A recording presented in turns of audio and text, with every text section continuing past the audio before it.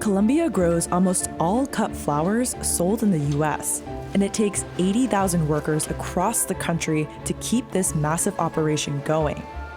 They have just 48 hours to get each bundle of fresh flowers to the United States from the moment they're picked. The work is fast-paced and repetitive, and being able to pull it off keeps bouquets cheap in the US. But what is the true cost of this billion-dollar trade? El costo de esas flores bonitas es la salud de la gente, porque por ejemplo la mayoría de gente de Flora están enfermas de los brazos, de las manos, de la columna, porque uno tiene que trabajar allá como un robot. Colombia's warm weather and quick flight time to the US make it a great place to grow flowers destined for the world's biggest import market. But there's another reason why the industry blossomed. The gravest domestic threat facing our nation today is drugs. The US war on drugs in the early 90s helped the Colombian flower industry take off. American politicians wanted to stop cocaine trafficking from South America, so Congress lowered taxes on legal imports from countries like Colombia to help other businesses compete with cocaine. Within 2 decades, Colombian flower exports to the US tripled in value. Today, Colombia is the second largest flower producer in the world, but keeping up with American demand can be grueling, especially in the lead up to Valentine's Day and Mother's Day. People work up to 13 hours a day for weeks, cutting, stripping, stacking, and wrapping over and over again. This kind of repetitive work wears away at the muscles, tendons, and nerves, which can lead to chronic injuries and accidents. There were more than 9,000 cases of work-related injuries in flower farms between 2010 and 2019, according to the Colombian Health Ministry. Experts say that's a lot, but it doesn't tell the whole story. There's a lot of underreporting. And the reason is simple. People want to keep their jobs. Some workers that are not feeling okay, they still show up because they don't want to lose their jobs. And if they are responsible for children or for other persons, the situation is even worse. Laura and her daughter Diana both got hurt working on flower farms. Their names have been changed to protect their privacy, but their identities are known to Insider. Diana went back to work after she fractured her tailbone in a fall, but was eventually fired because she was less productive. Uno tiene que sacar 480, digamos, cortes, digamos, en una hora.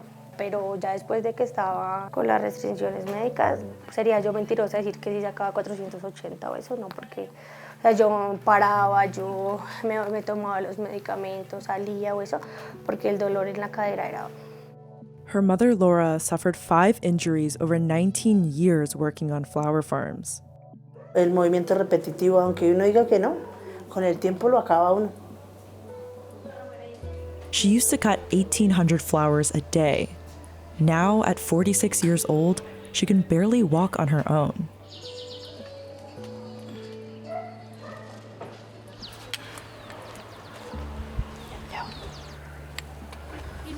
Yo camino muy poco y ya no me aguanto el dolor.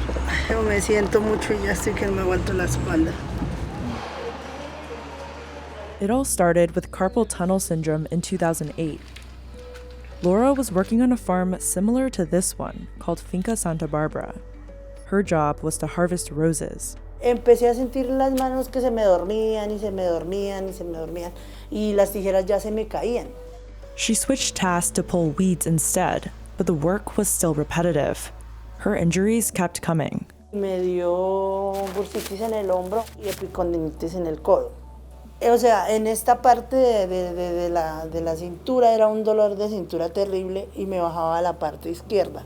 Ya como 7 años con ese dolor y dolor y dolor, hasta que ya las piernas no me respondieron. Laura had to get back surgery in early 2021 to remove 2 herniated discs. They were so bad that they permanently damaged 2 vertebrae in her lower back. Sí, claro, ya uno está limitado para todo. O sea, yo, por ejemplo, ya no puedo trapear, yo ya no puedo, escasamente puedo cocinar y eso que me pasen todo ahí. Porque lo que yo le digo, yo quedé de acá como si yo fuera un robot. O sea, yo ya no me puedo doblar, yo ya no me puedo bañar los pies, ya nada.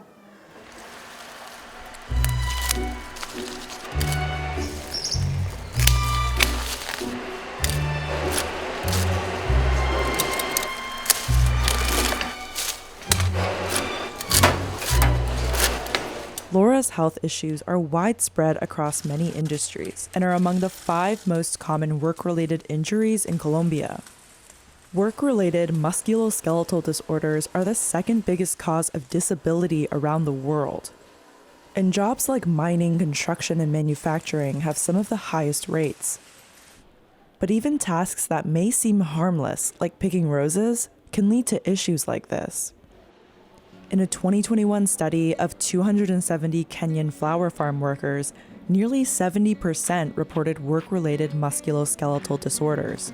The cutting, especially, we have identified that in addition to being repetitive, it requires application of force. Anything above 5% of your maximum capability when you conduct it for a long period of times, then you're at risk, a higher risk of getting this disease. So is it possible to know if a flower sold in the US was grown at a farm that treats their employees well? Right now, the closest thing we have is the Flor Verde or FSF certification. It requires companies to meet labor and environmental standards.